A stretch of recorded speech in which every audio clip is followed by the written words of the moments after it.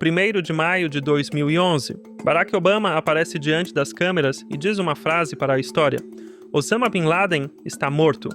Os Estados Unidos declaram vitória, e o povo pode enfim se sentir seguro. Pelo menos, segundo a versão oficial. Os Navy SEALs invadiram um complexo no Paquistão e mataram o terrorista mais perigoso do mundo. Multidões vibravam em frente à Casa Branca. Mas foi justamente ali, naquela noite triunfal, que começa a verdadeira história. Uma história que ninguém quis contar durante anos, porque nos bastidores dessa operação esconde-se algo bem mais sombrio.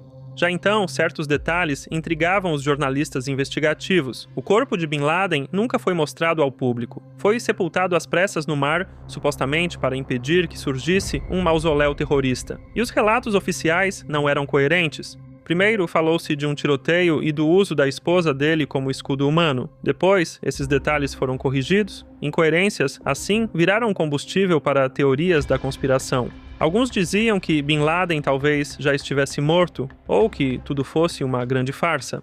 Para os americanos, esse fim foi como um thriller hollywoodiano, e para os políticos, um combustível valioso. Eliminar Bin Laden deu ao presidente um grande impulso de popularidade quando suas aprovações caíam.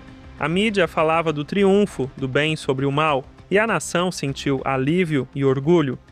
Mas essa euforia e as narrativas políticas encobriram as perguntas sobre os dados e os documentos. A realidade seria bem mais complicada do que a história de cinema do bem contra o mal. E neste vídeo vamos tentar olhar pelo outro lado.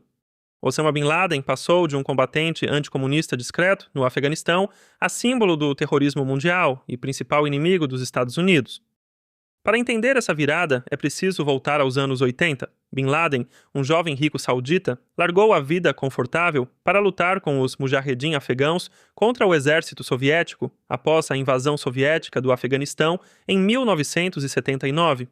Naquele período, os Estados Unidos tratavam os guerrilheiros islâmicos como aliados no jogo da Guerra Fria. O presidente Ronald Reagan os chamava de bravos combatentes da liberdade e os dava como exemplo. A determinação deles devia provar que valia lutar até contra uma superpotência. A operação da CIA de codinome Cyclone direcionava bilhões de dólares para armar e apoiar a resistência anticomunista. A ajuda americana passava pelo serviço secreto paquistanês, o ISI, e, embora a CIA não treinasse os voluntários estrangeiros, seu suprimento alimentava a luta deles. Nesses anos, Bin Laden era financiador e organizava a retaguarda da Jihad. Usava a fortuna da família para sustentar campos, equipamento e recrutar voluntários árabes. E o mais importante, ele não demonstrava então nenhuma hostilidade contra os americanos. Pelo contrário, tinha com eles um inimigo em comum, a União Soviética. A CIA conhecia sua atividade já na Guerra Afegã, embora, como depois destacaram tanto agentes americanos quanto os próprios membros da Al-Qaeda, ele não tenha sido criado nem conduzido diretamente pelos EUA. Paradoxalmente, a estratégia americana de apoiar os radicais islâmicos contra os soviéticos ajudou a criar uma geração de combatentes endurecidos, cuja ideologia hostil logo encontraria um novo alvo. Depois da vitória sobre a União Soviética, o estopim para Bin Laden foi a Guerra do Golfo e suas consequências. Quando Saddam Hussein invadiu o Kuwait, Bin Laden ofereceu aos sauditas seus veteranos para defender a pátria do agressor iraquiano. Para sua indignação, a monarquia saudita convidou ao seu território tropas americanas que ele considerava infiéis. Centenas de milhares de soldados americanos, estacionados desde 1990 na Arábia Saudita, terra dos santuários sagrados do Islã, Meca e Medina, eram para Bin Laden um sacrilégio e uma humilhação do mundo muçulmano. Bin Laden ficou furioso com as bases permanentes dos IUA na Península Arábica. Quando, em 1992, apelou sem sucesso a Riad para que retirasse os soldados, foi chamado de traidor, expulso e logo perdeu a cidadania. Esse conflito com o regime saudita, aliado dos IUA, empurrou Bin Laden ao confronto aberto com a América. Segundo ele, os Estados Unidos apenas fingiam ser salvadores. Na realidade, ocupavam as terras do Islã, as saqueavam e apoiavam tiranos em benefício próprio. Vale notar o contraste narrativo. Enquanto Bin Laden justificava a jihad contra os EUA, o governo americano o pintava de forma bem mais simples. Após o 11 de setembro, George W. Bush disse que eles odiavam a América pela liberdade.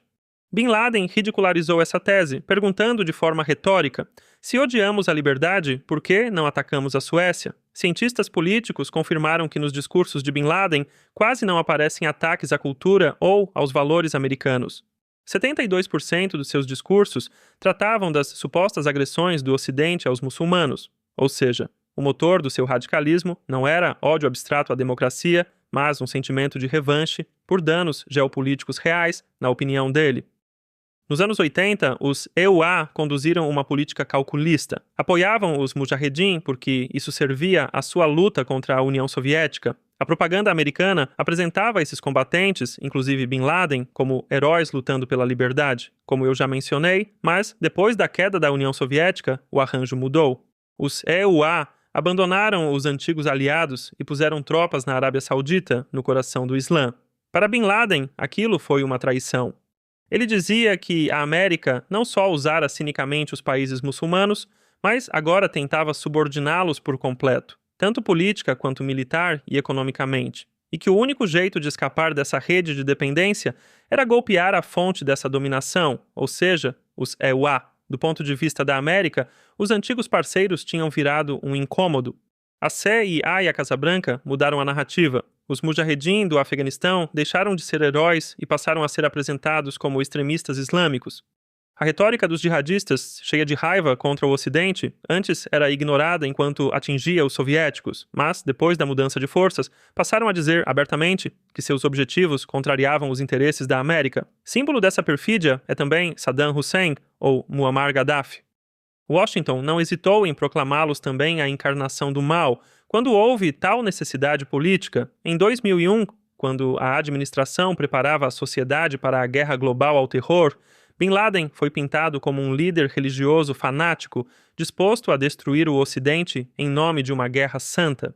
Como colocou o comentarista Glenn Greenwald, quando um antigo aliado vira o novo inimigo, aciona-se toda a máquina de propaganda.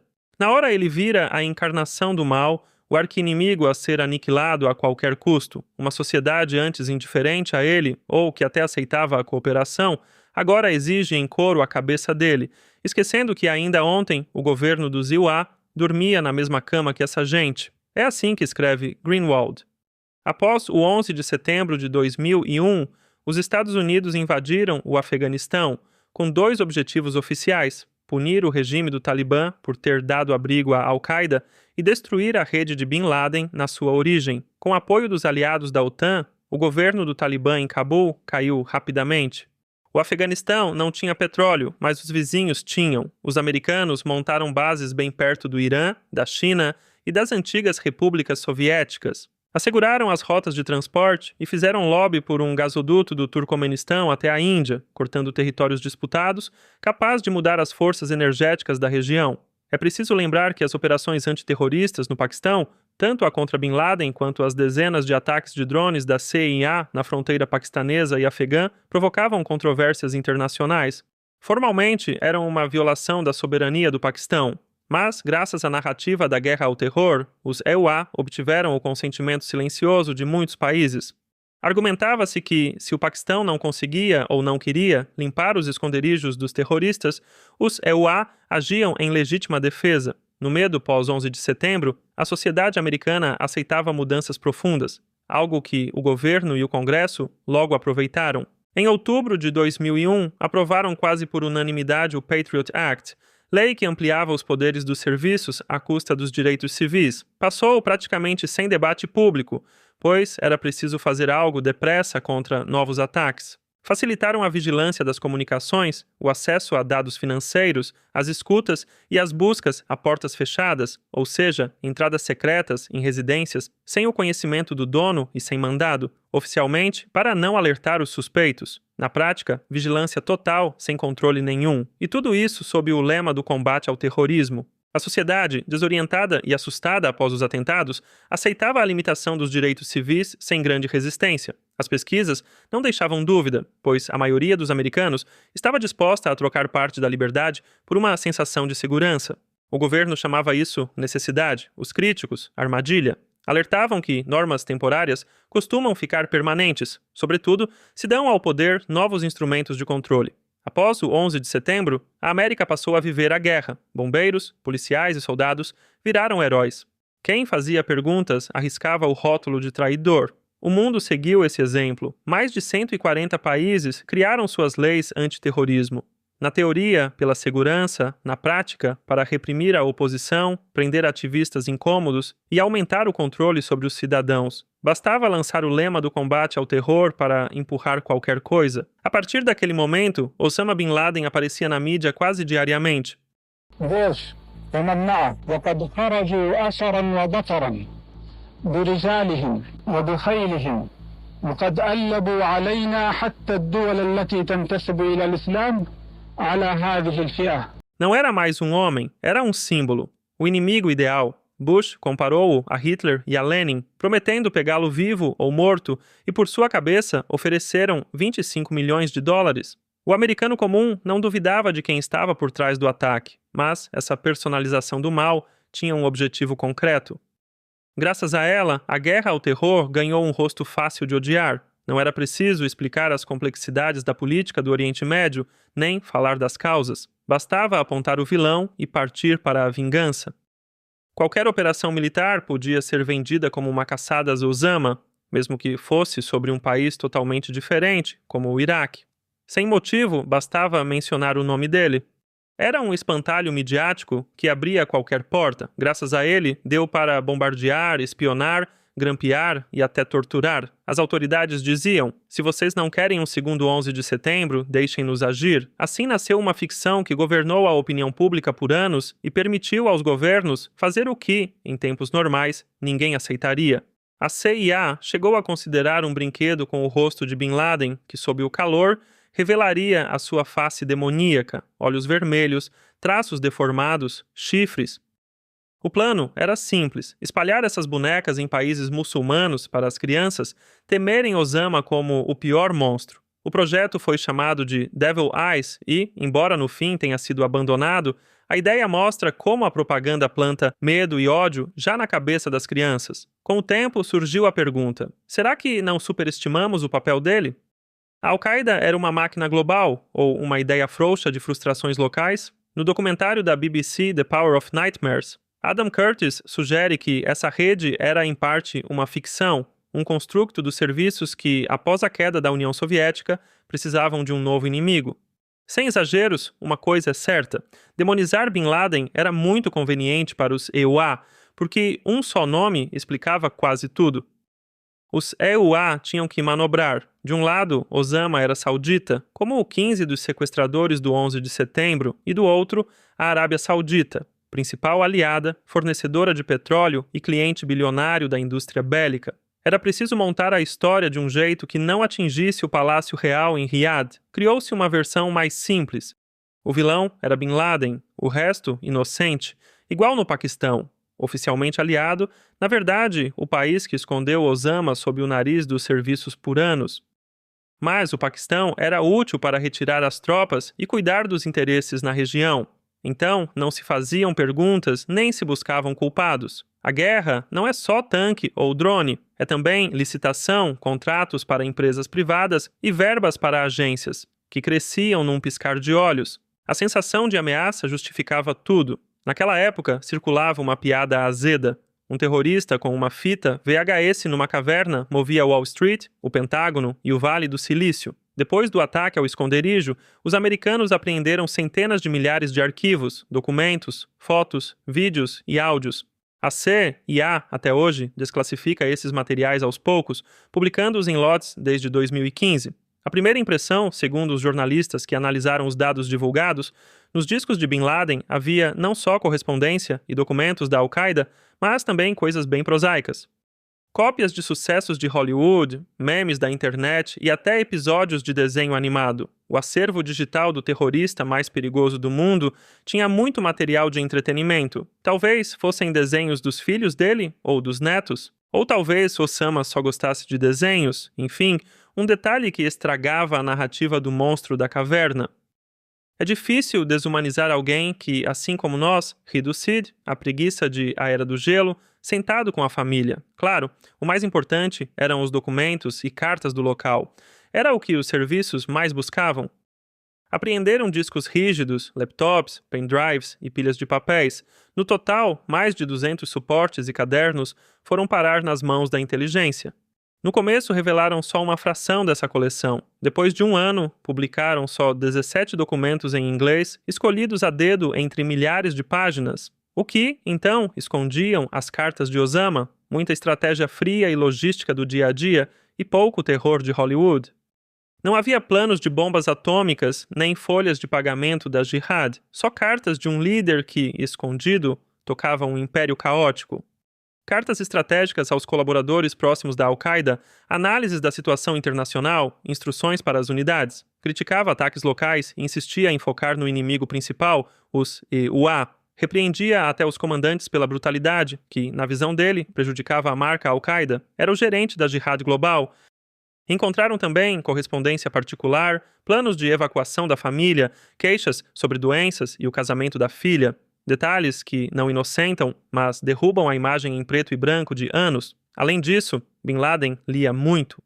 Na sua estante, encontraram, entre outros, Noam Chomsky, teorias da conspiração sobre o 11 de setembro, relatórios da CIA e biografias de políticos ocidentais, além de textos sobre propaganda e manipulação da democracia. Não soa como um fanático religioso da caverna, e sim como alguém tentando entender o sistema que combate.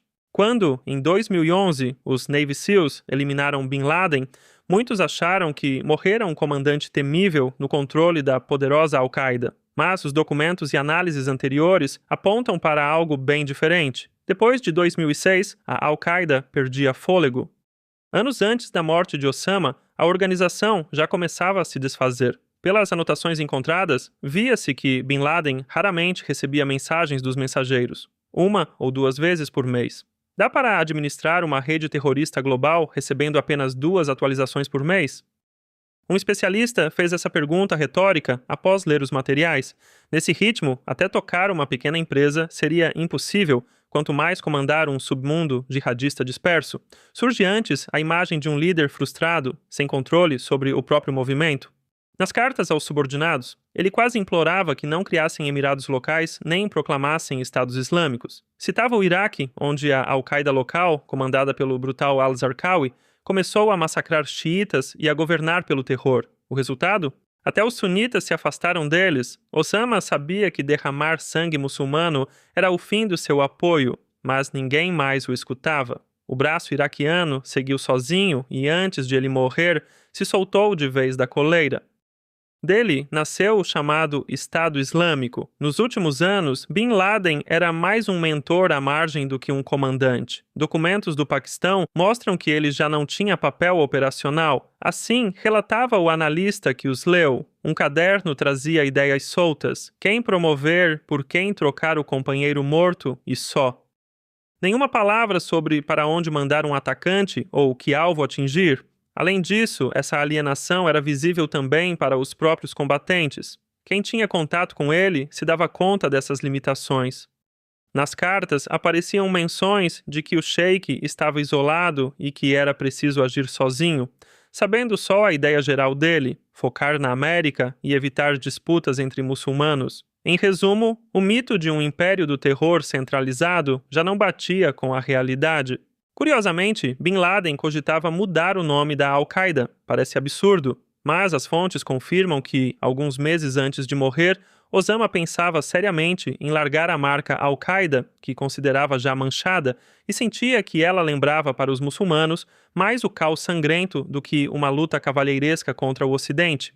Por isso, numa carta de 2011, propunha um novo nome, que frisasse metas nobres, como libertar a Palestina ou unir os muçulmanos, e se afastasse das associações negativas. Bin Laden reclamava que o Ocidente os pintara como açougueiros e que ninguém apoia a jihad se as vítimas são correligionários. Justamente por isso criticava a brutalidade. Até 4 dias antes de morrer, revisou um texto sobre a Primavera Árabe. Os lemas principais eram liberdade, direitos humanos, revolta contra a tirania e a corrupção. Escrevia como se ainda desse para convencer o mundo da sua narrativa. Propunha entrevistas com jornalistas ocidentais, censurava artigos que pudessem prejudicar a imagem do movimento e, quando numa revista um jovem recruta propôs um ataque, Bin Laden ficou furioso. Na minha opinião, ele sabia que perderia a luta. Então tentava vencer pela narrativa, mas já não mandava nos combatentes. Havia também a paranoia. Quando a esposa foi ao dentista no Irã, Osama entrou em pânico. Temia que implantassem um chip rastreador num dente dela. Falava de um transmissor do tamanho de um grão de trigo e jurava que drones vigiavam o céu. Mandava ficar em casa nos dias de sol. Em vez de planejar ataques, escrevia o testamento. Com provas concretas de que Osama Bin Laden, nos últimos anos, era um homem isolado, doente e de pouca influência, era de esperar que os EUA mudassem a narrativa sobre a ameaça da Al-Qaeda. No entanto, a linha oficial por muito tempo continuou a mesma. Bin Laden surgia como um perigoso cérebro do terror e a Al-Qaeda ainda era uma ameaça séria. O mito tinha que seguir vivo, embora os dados dissessem o contrário. Porque, lembremos, os primeiros comunicados após a morte de Bin Laden não eram só informação. Eles moldavam a lenda. Depois da morte de Bin Laden, os oficiais americanos saíram dizendo que era Osama quem, até o fim, puxava os cordões. Alguém que, escondido, escolhia alvos, aprovava nomes e marcava datas. A intenção era rebater as acusações anteriores, entre outras as do Paquistão, de que ele já era só um velho isolado. Segundo os EUA, ele ainda era perigoso, ativo e engajado. Para que essa narrativa? Era preciso justificar a operação e o sentido da guerra ao terror de décadas, perigoso até o fim. Essa imagem devia ir para manchetes, livros e a história. A interpretação era no mínimo seletiva. Sim, os documentos mostravam que ele tentava administrar e sonhava com novos atentados, mas outros pontos, como a irritação dele com as ideias sangrentas dos subordinados ou o foco na imagem, já não combinavam com a narrativa dos superterroristas. É difícil assustar com alguém que, em cartas, condena o massacre. Os americanos omitiam esses detalhes incômodos. Nas primeiras publicações, não se expunha que Bin Laden repreendia os seus pela brutalidade, ou que temia tanto as escutas que quase parou a comunicação da Al-Qaeda. Especialistas notaram que a administração Obama escolheu para a publicação as cartas que não continham nada politicamente incômodo. Por exemplo, nenhuma palavra sobre um eventual apoio dos serviços paquistaneses à Al-Qaeda. Evitaram também textos que pudessem complicar as negociações de paz no Afeganistão, como as cartas entre Osama e o Talibã, embora saibamos que existiam. Ou seja, desclassificaram só o que servia à história oficial, ou, ao menos, não a torcia. Temos a inteligência dizendo uma coisa e a mensagem político-midiática outra. Não é a primeira vez que um governo filtra os fatos conforme seus objetivos. É o mecanismo clássico. Se a realidade não combina com a política, pior para a realidade. A guerra ao terror custou trilhões de dólares e milhares de vidas. Era mais fácil pintá-lo como cérebro operacional do que admitir que os EUA queimaram um oceano de dinheiro enquanto ele ficava com os filhos. Entre 2011 e 2014, quando a América ia sair do Afeganistão, uma versão dessas não convinha. Não dava para dizer que a Al-Qaeda ruíra e que dava para voltar para casa. A narrativa tinha que ser: matamos o monstro, mas ele tem discípulos, então fiquem atentos. Assim, dava para seguir com ataques aéreos, escutas e a máquina de vigilância. O sistema foi construído sobre o medo e ninguém queria derrubá-lo. É muito cínico, mas, infelizmente, típico. Pensemos em exemplos anteriores. A guerra no Iraque em 2003. Ali também se ignoravam os fatos. Construía-se a narrativa das supostas armas de destruição em massa de Saddam Hussein e, embora os inspetores da ONU nada achassem, a administração Bush garantia um arsenal químico e atômico. Insinuavam ligações de Saddam com a Al-Qaeda. O mundo acreditou em premissas falsas. Após a invasão, não havia armas de destruição em massa nem ligação com Bin Laden. Mas a guerra foi desencadeada. Aqui, o mito do perigoso Bin Laden e da poderosa Al-Qaeda foi mantido, por ser útil como justificativa. Enquanto todos estavam ocupados fechando a vitória sobre Bin Laden e sustentando a narrativa da derrota do grande inimigo, ao fundo amadurecia uma ameaça ainda maior, o ISIS, o chamado Estado Islâmico, que, em certo sentido, nasceu à sombra dessa história. Como isso aconteceu? Voltemos aos anos em torno da morte de Osama. O grupo de al-Zarqawi se soltou da coleira da Al-Qaeda. Em 2011, aproveitou o caos da guerra na Síria e a retirada das tropas dos EUA do Iraque para golpear. Segundo os analistas, o ISIS cresceu dos restos da Al-Qaeda no Iraque, a mesma que Osama criticava em suas cartas. Aquilo que Bin Laden mais temia virou realidade. O Estado Islâmico rompeu com a Al-Qaeda em 2014, acusando-a de trair a verdadeira jihad. Muitos acham que a guerra no Iraque, baseada nas armas de destruição em massa, criou o terreno fértil para o ISIS. Sem a queda de Saddam e o caos posterior, a Al-Qaeda no Iraque não teria quem recrutar nem base. O ISIS é um subproduto direto da guerra ao terror, baseada em premissas falsas. Em 2014, chocaram o mundo. Tomaram Mossul e proclamaram um califado da Síria ao Iraque, com terror inédito. A bandeira negra do ISIS substituiu o logo da Al-Qaeda como espantalho global. Pior, a administração americana os subestimou. Em 2014, Obama chamou o ISIS de time da segunda divisão, como se fossem uns fantasiados que não chegam aos pés da Al-Qaeda. Foi um erro catastrófico. A narrativa ficou presa no passado, onde a Al-Qaeda devia dar as cartas, enquanto novos jogadores acabavam de entrar em campo. Eram mais brutais, mais midiáticos e mais implacáveis. O mundo só acordou quando cabeças de reféns rolaram e os atentados tomaram a Europa. E, na propaganda, a vitória sobre a Al-Qaeda pode ter ajudado o ISIS. Porque muitos jovens extremistas viram na Al-Qaeda a velha guarda derrotada. Como os americanos apagaram Bin Laden tão fácil e decretaram o fim da Al-Qaeda, os radicais buscavam uma nova bandeira. O ISIS ofereceu uma ideologia fresca e mais radical. Olhem, nós somos eficazes. Tomamos cidades, criamos um califado e não nos escondemos como Bin Laden. Com isso, o ISIS recrutava milhares de combatentes do mundo inteiro, também do Ocidente. Com todas essas conclusões sombrias, uma coisa é certa: a vitória sobre Bin Laden foi muito vantajosa para muitos, políticos e mídia.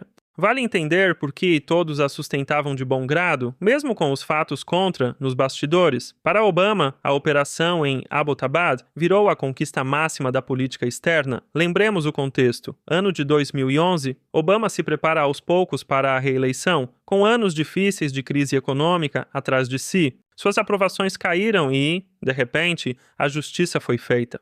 Foi assim que venderam. Obama era quem conseguiu o que Bush não conseguiu. Não é de admirar que suas aprovações tenham disparado. Para a CIA foi a redenção depois dos vexames no Iraque e em Guantánamo, pois enfim podiam dizer: nossos métodos funcionam. Pena que funcionavam não sobre a realidade, mas sobre a narrativa que eles criaram. Os americanos sentiram alívio, pois o culpado foi punido diante dos seus olhos, e isso bastou. Esse mecanismo, a necessidade política e midiática de triunfo, é universal, e aqui também foi aplicado. Quem ia querer estragar a festa trazendo detalhes que sugerem outra verdade? Essa história dos últimos anos de Bin Laden e do que fizeram com ela nos deixa uma pergunta difícil: em quem confiar? Mesmo numa democracia de mídia e instituições sólidas, a verdade às vezes é moldada por necessidades políticas. Não se tratava só da segurança dos cidadãos, pois matar de fato um líder doente e isolado pouco mudou no nível de ameaça. Tratava-se do controle sobre o relato. Ela permitia justificar os passos, os orçamentos, as alianças e, claro, as guerras e absolver os erros do passado. Se anunciarmos que tudo terminou com o triunfo do bem sobre o mal, fica fácil esquecer o que houve: as torturas, civis mortos por engano por drones e as mentiras sobre as armas de Saddam. A narrativa vitoriosa fecha a discussão, muito conveniente para quem governa. Para mim, é um lembrete de que vale ter um ceticismo saudável. Não se trata de teorias da conspiração extremas, mas é preciso cuidado quando bilionários e gente no poder nos servem versões simples demais dos fatos. Como mostra este exemplo, as guerras às vezes são muito lucrativas, mas só para quem as provoca, não para os que morrem na frente. As ideologias elevadas que ouvimos são só uma embalagem bonita para nós mesmos pegarmos em armas por interesse alheio.